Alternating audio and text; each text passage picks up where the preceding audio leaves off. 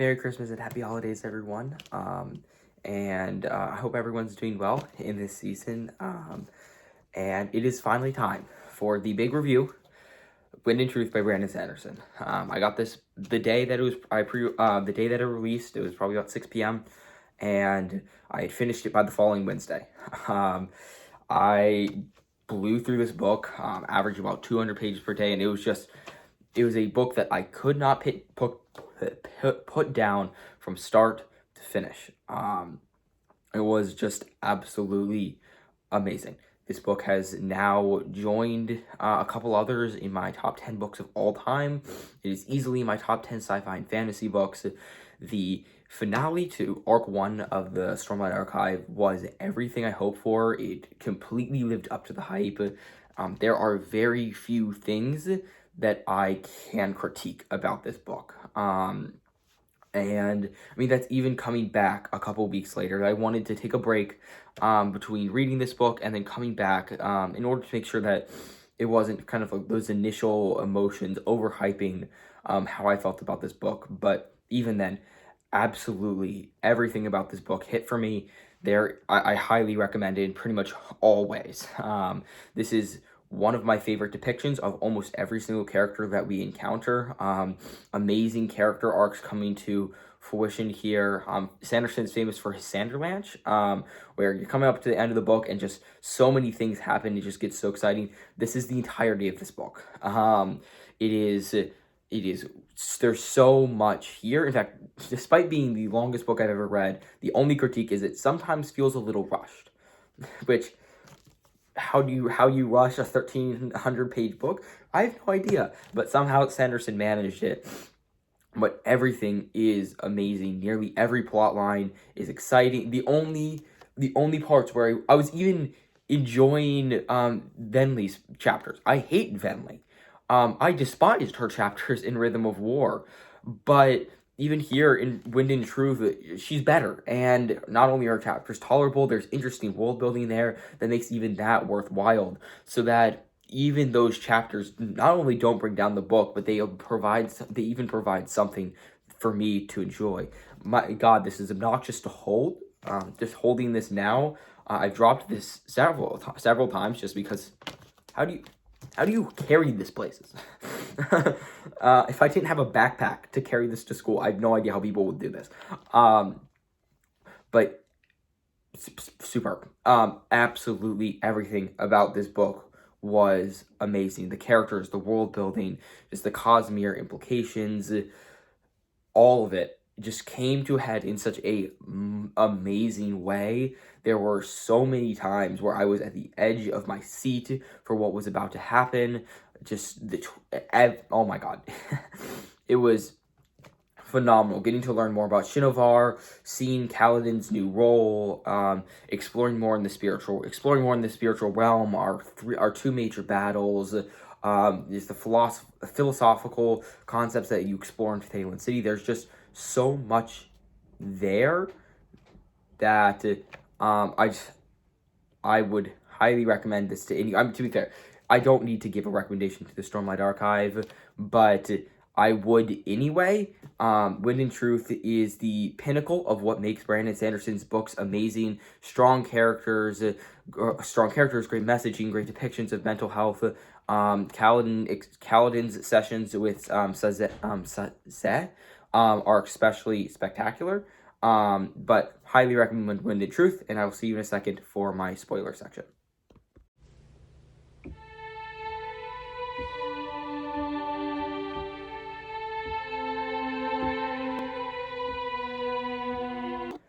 Alright, for spoilers, I'll start with the flashbacks. I really enjoyed Sazet's flashbacks more than I thought I would, simply because I enjoyed learning more about Shinovar. It's such an interesting land, even among broader Roshar, and there's just the culture and the traditions that made Sazeth into what we see him, how they took this child who just wanted to just have fun, this peaceful child, and made him into the assassin in white, just like this slow burn, and Sazeth trying to grapple with how to make decisions and how to know who to trust and who to follow is a very powerful sentiment. And just the leading figures around him knew nothing to help. It's a very um, it's just a very interesting backstory, and just seeing how the conditions in Shinovar made it perfect for Sazeth to emerge as this assassin. Seeing the influence of Ishar, an insane Ishar, um, also was interesting to see, and simply just the whole system of the honor blades and the monasteries was a really fascinating concept explored there, and especially the flashbacks there interweaving with Kaladin's therapy. Kind of, we'll go up to that too. Their modern day quest in Shinovar, interweaving with Kaladin's therapy and their quest um, through Shinovar to cleanse it was. I enjoyed it. It was a really awesome use of the flashbacks, and definitely one of the better flashbacks that Sanderson has written. And I guess in Shinovar, seeing Kaladin for the first time just get to be happy, him and Syl, just getting to be happy and enjoy themselves, and like the world is coming to an end, and yet Kaladin is given the chance to just relax. He's learning to play the flute and all of this, finding a new place, therapy, finding a new place, helping Sazeth, and eventually Nail and Ishar with his mental health, and from a character who was one of the most broken. Shallan maybe takes the title there, but one of the most broken in the entire series. How far he's come. It is kind of a moment of catharsis. As someone who loves Kaladin and Syl, just that moment of just getting to see them not be depressed, and not to just have this horrible situation thrown on them, and it was just amazing. It was a really awesome thing to see them being able to get out of this kind of pit that they were in the last book, and not only go further, but now they're helping other people. Really awesome. Great action. Well, this section isn't really important for its action. But some great duels with the honor bearers.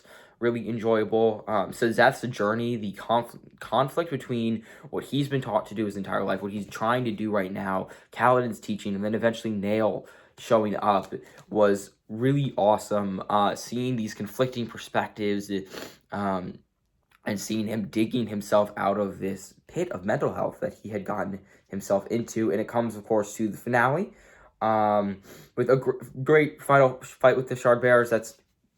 That's fine, but then Kaladin swearing the fifth ideal, swearing the fifth ideal because of in throwing off the anguish that Ishar had put on them, and joining Sazeth swearing the fifth ideal was crazy. The whole sequence with Nightblood was wild.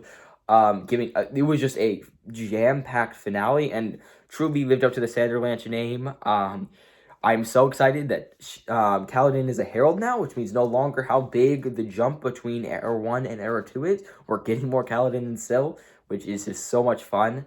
But the Shinovar sections was an exciting and interesting from the world building perspective. It was, while still managing to be a moment of relief, I guess, compared to just the train wrecks that were happening everywhere else. Which I guess we'll move east to Azir.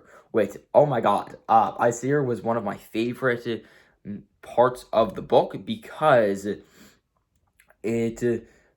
there were no Radiants, and seeing Adolin and the Azish having to face this army of mostly singers and regals, but also a couple fused, despite having no Radiance, and seeing how Adolin has begins to tackle his role again.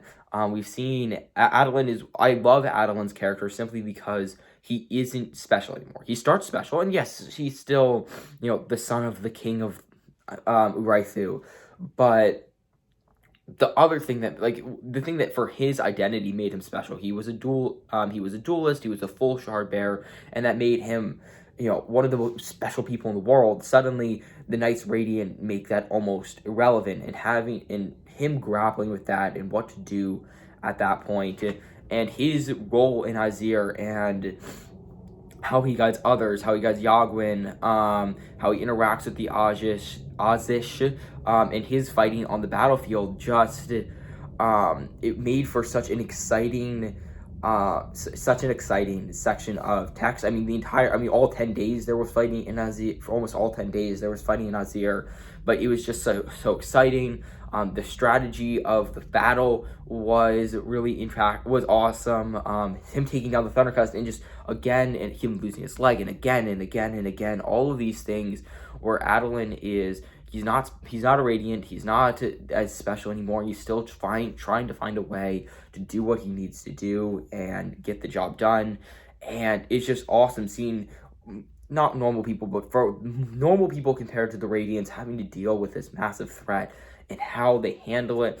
And just those the final moments of the battle where Adolin's on the spear wall is just a amazing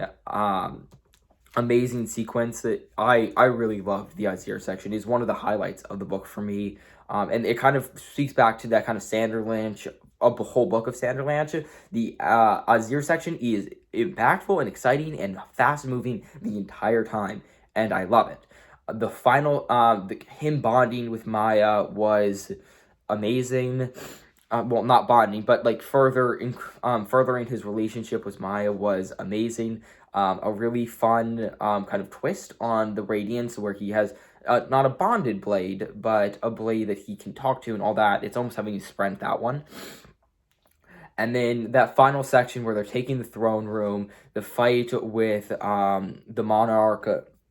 The fight with Monarch in the throne room, where Adolin is able to kind of get back to who he was as this master duelist, and then really interesting concept of all of the unoathed, of all these full shard bearers, and kind of almost like these shards that are following around on these these dead-eyed Spren who are following them around. And starting to regain consciousness, even though they can't bond and can't make the oaths. Really, really, really exciting stuff. Moving over to Thaylen City I liked it a lot more than I thought it was, because I kind of figured that it was just going to be Jasnah girl bossing her way through philosophical texts, and I mean, yeah, she's good at that, and I have never been the biggest Jasnah fan. I think that she's a little bit, I think that all of the complaints and critiques that Targaryen gives to her in their debate are valid. And seeing Jasnah, who's a character who is so confident and most times so arrogant, and confident that what she's doing is right, being brought down, but I didn't want Targaryen to win, and yet I kind of agreed with most of the things he says, particularly, especially when you're looking toward Jasnah. There's some other stuff that he disagreed with, but Jasnah is a character who's always wanted to had her cake and eaten it too, and suddenly she doesn't. She's losing. She loses this debate, and she kind of realizes that her philosophy isn't enough. What she's always believed and thought and fought for isn't enough, and that she's kind of just been deluding herself a little bit, and it is good stuff. I mean, being able to take a character like Jasnah, which you've built up to be a very specific kind of person for 4 books, and suddenly break all that away. Sanderson's very good at that, and it shows here, because Jasnah went from one of my least favorite characters in the Stormlight Archive. I just did not jibe with her and her how she spoke and acted and all that kind of stuff. I just wasn't a big fan of it. And breaking her down to the point where, like, I'm like, man, like, I get that, right? That's something that should have come a long time ago. Like, it sucks that it happened here and happened now, but it needed to happen. And Sanderson just did an amazing job. And now I feel like from this point on, I think Jasnah is going to be a character I like a lot more because of that very reason. And it was just, for that very reason. It was just pretty good. I really enjoyed the Thaylen City section of the book. Moving to the Shattered Plains. Seeing Sigil, which it kind of is hard because we know where Sigil goes. Like there was always that nagging in the back of my head of like, when does he lose his bond, right? Because we know in Sunlit Man that he. The spoilers for Sunlit Man. I'm gonna put that in the spoiler tag as well. Actually, it's Wind and Truth. I'm gonna assume you know all this, Cosmere. Spoilers for the Cosmere, if you didn't know already. But we know he loses his bond by Sunlit Man because he's bonded to Auxiliary instead. And which is a really awesome scene at the end of this book where he does meet Auxiliary, who is Sazeth's old spren. But we know he loses his bond, and so seeing him become a capable leader in this battle and quite very stressful, but exciting section for fighting in the Shattered Plains. Seeing the Radiance fighting was enjoyable, and then we get to Moash. Oh my god, there were so many moments where I just wish they would just kill Moash. Oh my god, I actually was annoyed with him. Once again, Moash is the worst character. I hate him beyond belief. And the new Odium didn't help things. The section, the earlier parts of the book, where not only did the new Odium give him his sight back, but told him, no, killing your friends is a good thing, and that you should do more of it. I hate Moash. I hate Moash more than Odium. I hate Moash more than Autonomy. There's no villain in the Stormlight Archive that I hate more than Moash. Unironically, unobjectively. I mean, I hate him. I hate him so much. And I wanted him to die so bad. That final scene, the final scene where they are on the bridge and we do finally see Sigil having to release his bond, which sucks because of the relationship that he had with Vieta. I really liked their pairing, their relationship, how they helped each other. It was awesome. And then he had to release that bond in order to save her from sinking Moash. And when Lopen showed up, I really, really, really wanted them to beat Moash to death with a club. It didn't happen, unfortunately, and unfortunately, I think Moash is going to be a major player in the wider implications to the Cosmere, which is unbelievably tragic. I wanted him to die a horrible death. I guess more on the Shattered Plains part. Venli's chapters were fine. They weren't anything too offensive to me. I didn't enjoy them, but I didn't love them, but I didn't hate them. And learning more about the Chasm Fields were interesting. That was something I did that I thought was really cool. Finding out why the Shattered Plains are the way they are, why they're so important. Why, I mean, this huge push of thousands of like 1,000 fused is a bunch. And so seeing why it was so important with Odium's well there, and then kind of that final strategy was pretty awesome. I don't have much more to say about that. So I guess the last two big ones are the time in the spiritual realm. First, you have Shallan, Raylan, and Rahiran, which I guess we'll start with their place at the Ghost Bloods, which once again, I'm just continually finding myself more and more interested in how the Ghost Bloods will interact with these new parts of the Cosmere, and seeing them here, I honestly, I need to do a Cosmere reread because there's a lot of details about some of the all-four members of the Ghost Bloods that I feel like I should know at this point in the Cosmere, but I'm not recognizing. So I need to go reread that. But seeing Shallan start to become more and more confident in her abilities as a Ghost Blood is really awesome to see here. I really enjoyed that in that first section, and then we travel to the spiritual realm. And while there is some interaction between them and what Dalinar and Navani are doing, it's mostly kind of on their own, and all of them kind of trying to find. So Shallan trying to come to grips with the mentor she's killed, and Pattern and Pattern particularly with Testament as well, trying to talk her off the cliff, that she kills all her mentors, and just seeing Shallan, who has struggled so long, start to become more confident. And I think that is the important thing with Kaladin and Shallan, that I enjoyed this book so much, is them becoming more confident in themselves, them becoming more confident, and finding themselves not at peace, but almost at peace, when they have struggled with that for so long. Particularly, her finally coming to face her mother, and what she did to her mother, who her mother was, um, was was awesome. Particularly, we find out her mother was a herald, and that she died, went to Braiz, and was there for like literally 20 years and broke. Like, Talon for like, he literally was there for thousands of years. Chandra was there for 20, and she already broke. I mean, come on, do better than that. I mean, like, really. Anyway, and then coming over to Shallan actually had a much smaller portion in this book than I thought she was going to have. Eventually, she does kill Maryse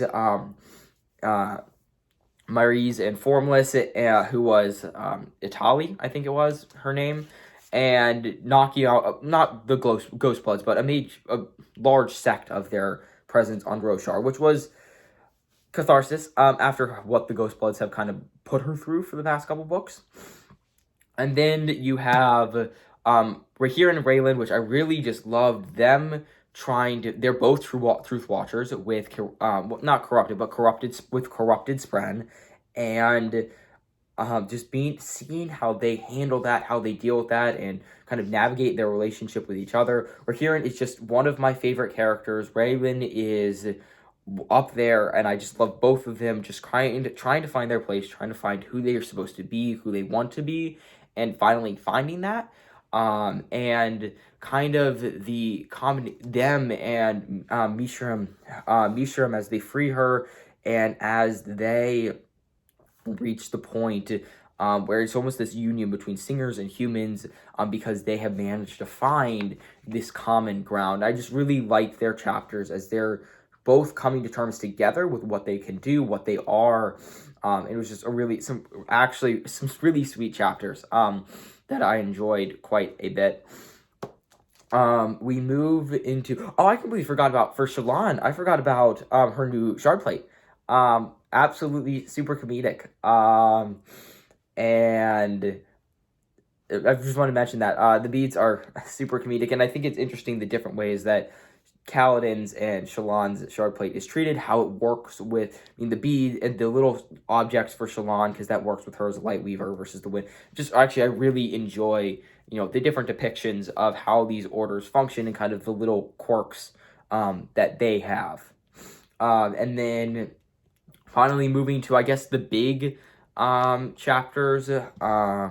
Though I will I'll take a brief interlude for Lift, which I'm excited for. I'm pretty sure Lift is either book 6 or book 7, and I'm really excited for her chapter. She's been a consistently amazing reoccurring character. Seeing her taking place in Navani, freeing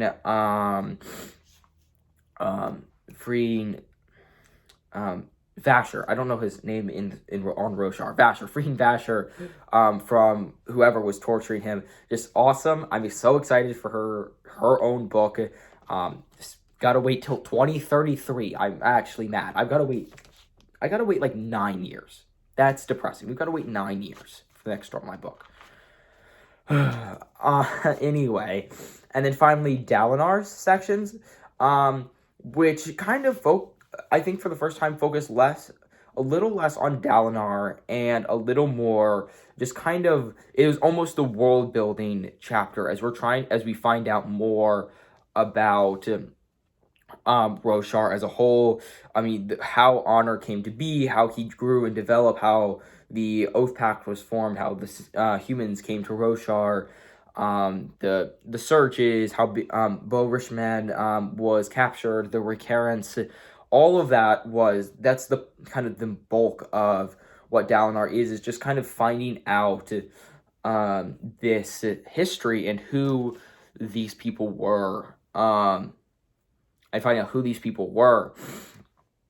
And it was Good. I really enjoy all of these sections, just kind of bringing to light more and more parts of the parts of Roshan that we haven't seen before. I don't really have anything specific to say about most of it, but it was an enjoyable look into the history of Roshan and how it developed. We then move on Dalinar's perspective um, uh, to the history of Honor and his conflicts with Odium, which was really interesting.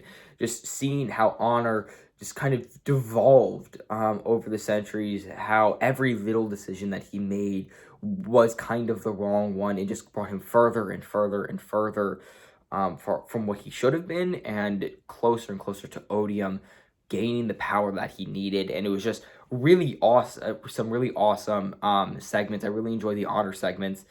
And I guess that kind of brings us to the final confrontation, which, oh my god, Dalinar, the fight between, having to fight Galvanar. Galvanar has finally reached the point where he might contest Shallan for the title of Worst Childhood. He was, his dad died. That was after he'd been kidnapped by Spren and tortured by Odium for, like a year. Tortured by Odium for months while his mother went insane. And then he grew up watching his uncle do horrible, evil, despicable things in person while being trained by the god of hatred. Shallan might have to, maybe they'll share the podium, but oh my god, Galvanar. See, when Galvanar became there were so many, I remember all the theories, but Galvanar becoming the champion was not one of them that I saw.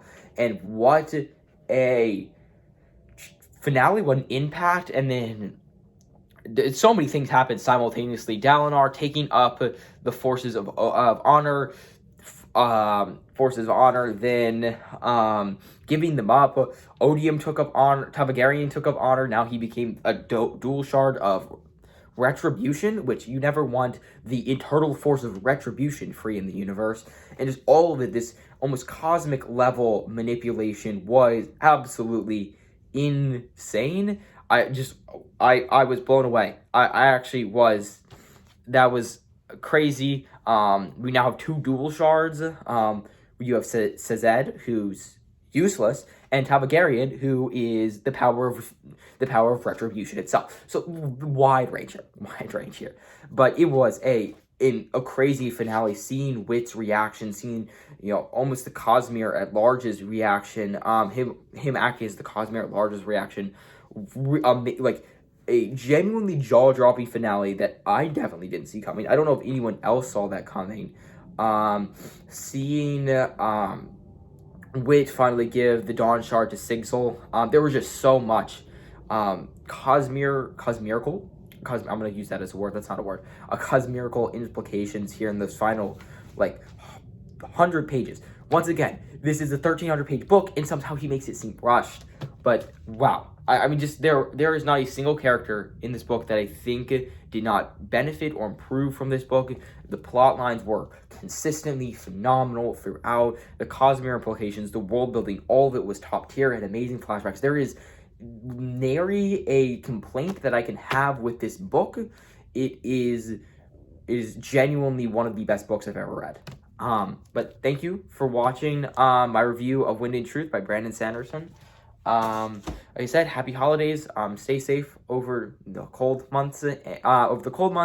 Once the break comes back, today is going to be the drop dead date for books I had to have finished before I do my my top 10 books of fantasy, top 10 books of 2024.